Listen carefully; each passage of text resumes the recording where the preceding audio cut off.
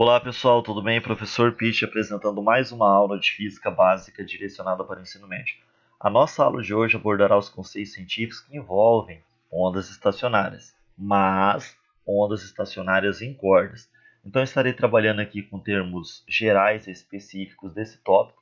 Espero que ao final da nossa aula aí você tenha compreendido de maneira sucinta esses conceitos científicos que serão abordados aqui hoje. Então, primeiramente, as ondas estacionárias em termos gerais, você tem que considerar uma corda no qual uma extremidade se encontra fixa num suporte e a outra ligada a uma fonte de ondas. Isso aqui seria uma representação mais utilizada para o laboratório. No seu dia a dia, os instrumentos de corda, vou citar um, que é o violão, né? Mas ele tem as duas extremidades fixas, tá certo? Que uma que você pode alterar o esticamento da corda, vamos dizer assim, que é por meio do tarraxo. Mas eu posso representar nessa situação uma onda estacionária em corda? Sim. Daí quem seria a fonte de ondas ali? A sua mão, desde que você vibre essa corda de maneira constante. Daí você consegue ter ali a formação de uma onda estacionária.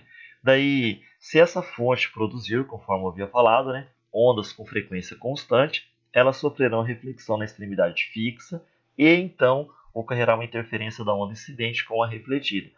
Essa onda terá a forma representada na figura a seguir, que é essa daqui. Daí você tem aqui três linhas, essa daqui retilínea, contínua, né? Que é na cor preta. Essa daqui, essa linha contínua também, só que oscilante, né? E essa linha tracejada aqui. O que isso aqui representa? Nesse momento que essa linha contínua e preta representa o momento que a corda estava esticada e sem sofrer nenhuma vibração. Essa linha contínua na cor aqui vermelho ou roxa, fica a critério, né? Ela representa o momento que essa corda está sofrendo vibração.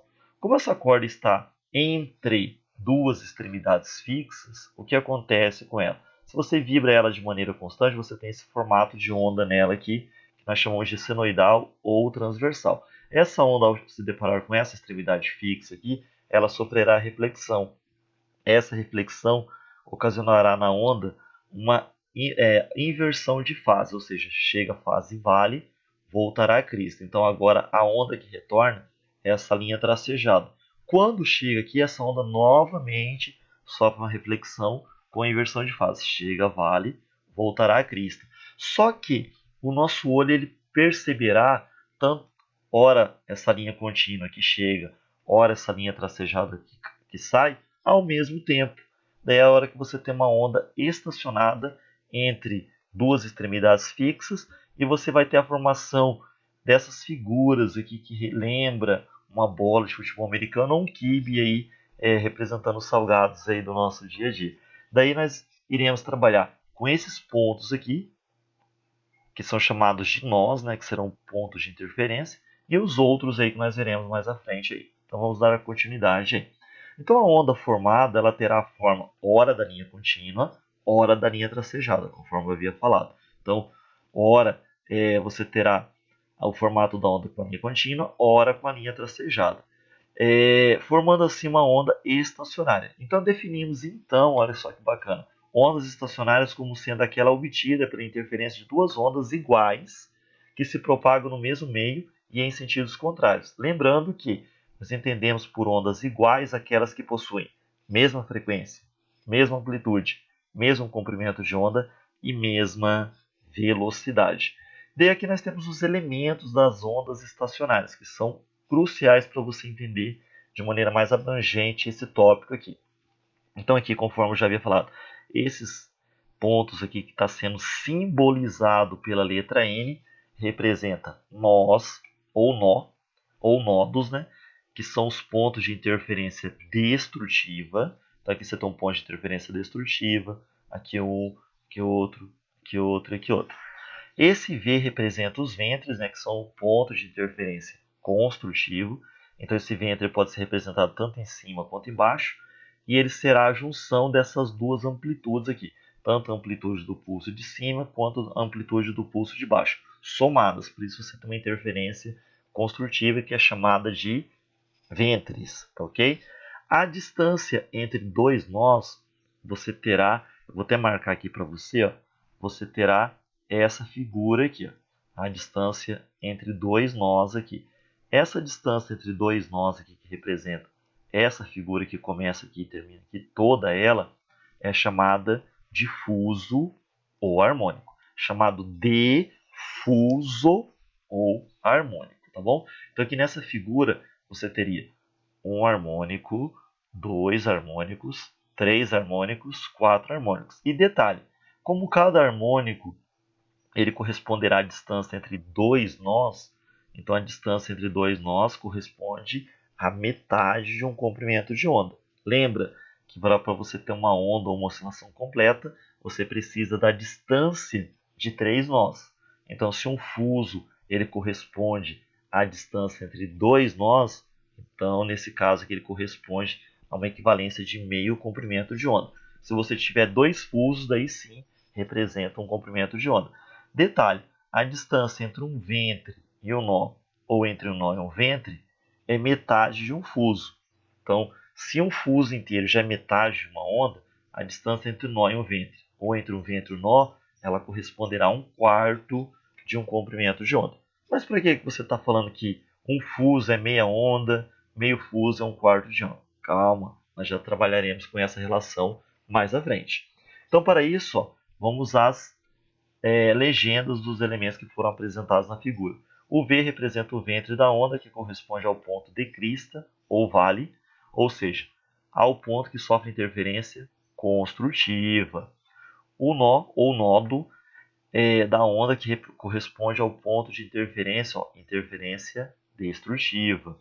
A distância entre dois nós ou dois ventres consecutivos é igual a metade do comprimento de onda, ou seja, lambda sobre 2, e a distância entre um ventre e um nó consecutivo é igual a um quarto de comprimento de onda, ou seja, lambda sobre 4.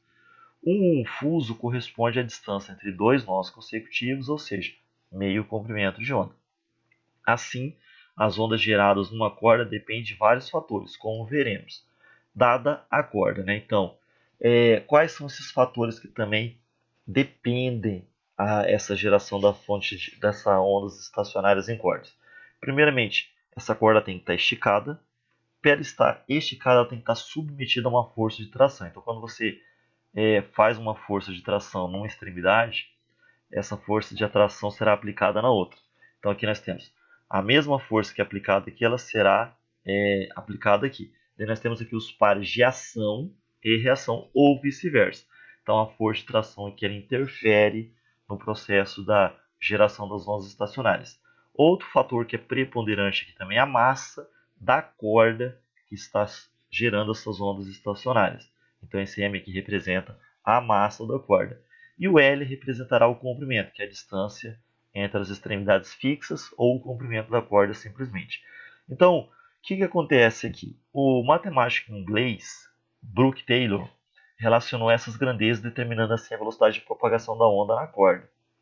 Ou seja, para você determinar a velocidade de propagação nessa corda que está sendo esticada por essa força de tração, e essa força de tração é igual nas duas extremidades, você tem essa relaçãozinha matemática. V é igual a raiz quadrada da força de tração na qual essa corda está sendo submetida, dividido pela densidade linear da corda, onde esse Dzinho aqui, só para ressaltar, é a densidade linear da corda, ou seja, para você achar a densidade linear da corda, você fará a razão entre duas grandezas físicas aqui, que é a massa, que tem que ser dada em quilogramas, e o comprimento, que tem que ser dado em metros. O que você pode tirar de relaçãozinha aqui?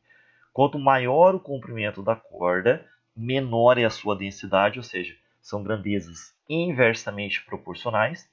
Menor o comprimento da corda, maior a sua densidade. E uma grandeza também diretamente ligada à massa, diretamente proporcional. Daí nós temos aqui as questões dos harmônicos, né? Uma corda sonora, né, também chamada de cordas vibrantes, ela pode emitir um conjunto de frequências denominados harmônicos. Esses harmônicos são números inteiros de vezes da menor frequência que a onda pode emitir, denominada de primeiro harmônico ou frequência fundamental. O que seria esse primeiro harmônico? Quando você tem uma vibração que ocasiona em todo o comprimento da corda apenas um único fuso ou apenas dois nós em todo o comprimento da corda. Você teria aqui um fuso Daí você tem a onda incidente, a onda refletida ou vice-versa. Daí você teria aqui um nó, dois nós e um ventre. Então quando você tem por toda a extensão da corda apenas um fuso, isso aqui é chamado de primeiro harmônico ou frequência fundamental. Então nesse momento aqui você tem maior comprimento de onda e menor frequência. Como a velocidade ela depende do meio, então se você aumentar o número de harmônicos, você não altera a velocidade, você alterará o comprimento de onda e a frequência, que nem nesse caso aqui. O número de harmônicos foi dobrado. Então o que aconteceu em relação ao primeiro harmônico? Dobrou-se a frequência. Dobra-se a frequência, diminui o comprimento de onda. Para você ter uma ideia, aqui, em toda a extensão da corda, você tinha apenas meio comprimento de onda. Agora, em toda a extensão da corda, você tem um comprimento de onda. Aumenta-se a frequência, diminui-se o comprimento de onda. Então, como que você visualiza isso? Nessa frequência aqui, apenas meia onda, vamos dizer assim, cabia na extensão da corda. Aqui é uma onda inteira. Então, qual que é a diferença daquela mesma situação para essa? Dobramos a frequência. Tudo bem? Então, à medida que aumenta a frequência, aumenta-se também o número de harmônicos. Só que a velocidade aqui permanecerá a mesma, já que o meio é o mesmo, tá bom? Então o que você tem aqui? O segundo harmônico ele depende do primeiro harmônico, ou seja, se a frequência para gerar aquele primeiro harmônico proporcionou meio comprimento de onda em toda a extensão da corda era 10 Hz, a frequência desse aqui é 20 e do próximo aqui seria 30. Ou seja, à medida que você vai aumentando de maneira proporcional à frequência, você aumenta o número de harmônicos, sucessivamente você diminui o comprimento de onda, mas a velocidade da onda nessa corda permanecerá a mesma. Daí, em resumo, o que nós podemos tirar de todos esses conceitos apresentados? O número de ventres é igual ao número de harmônicos emitidos pela corda. Então, vamos verificar. Aqui nós temos um ventre, dois ventres, três harmônicos. E, consequentemente, o que nós temos aqui? O número de nós ele excede sempre o número de ventres, tá bom? Então, o que você tem aqui em termos gerais? Essa aqui seria a equação geral para você determinar a frequência que cada onda ou cada frequência ou fonte está proporcionando naquela corda. Esse Fn aqui representa a frequência de um determinado harmônico, ou frequência do enésimo harmônico, né? Se fosse a frequência do primeiro harmônico, você colocaria no lugar desse N aqui 1. Se fosse a frequência do segundo harmônico, você colocaria no lugar desse N e esse N aqui 2. E assim sucessivamente. Lembrando que em cordas, os números de harmônicos eles se sucedem em ímpares e pares. Essa distinção aqui é importante. O V aqui representará a velocidade da corda e o L o seu comprimento, tá ok? Daí nós temos aqui as nossas referências. Eu vou só fazer um pequeno ressalto aqui, que tem alguns materiais que eles te dão também essas equações. O L igual a N vezes lambda sobre 2. Isso aqui seria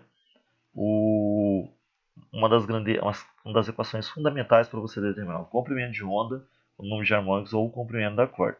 Então, isso aqui seria... por que é meio comprimento de onda multiplicado por N? Porque cada fuso corresponde a meio comprimento de onda. E o N representa o número de harmônicos formado na corda. Você também pode usar aquela nossa velha e boa equação que representa as características fundamentais da onda, né, que é o Weyl-Lamberth-Ferida, que é o V, velocidade, lambda, comprimento de onda e F, frequência. E você também poderá achar a frequência do enésimo harmônico, né, melhor dizendo, pelo esse produto aqui do N vezes a frequência do primeiro harmônico. Então aqui você tem a frequência do enésimo harmônico. Lembrando que você pode juntar todas essas equações nessa daqui. Fn igual a N vezes V sobre 2 vezes L. Lembrando que o número de harmônicos em cordas eles se sucedem entre ímpares e pares. Tudo bem, pessoal? Ressaltando novamente as nossas referências para leituras complementares. Espero que tenham compreendido a nossa aula de hoje. Valeu, felicidade e sucesso a todos. Abraço.